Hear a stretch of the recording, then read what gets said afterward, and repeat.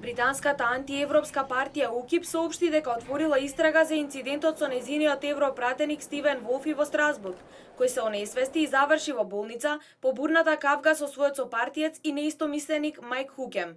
Волфи е кандидат за нов лидер на партијата за независност на Обединетото кралство и важи за фаворит во изборната трка. Според извори од партијата, Волфи имал епилептичен напад, а потоа се онесвестил по физичката пресметка со колегата Мајк Хукем.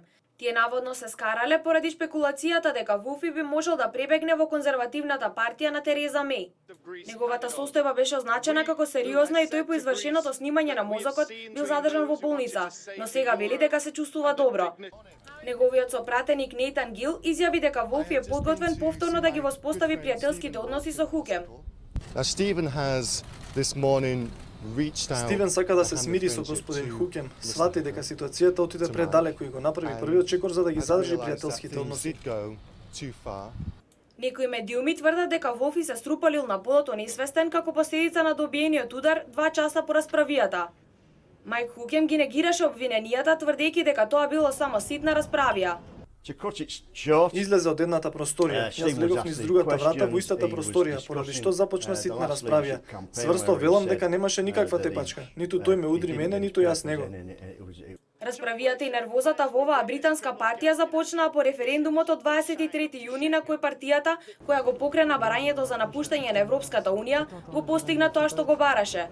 Оставка прво поднесе лидерот Најджел Фараж, но по него се повлече и новоизбраниот лидер Дајана Џејмс, која на функцијата остана само 18 дена.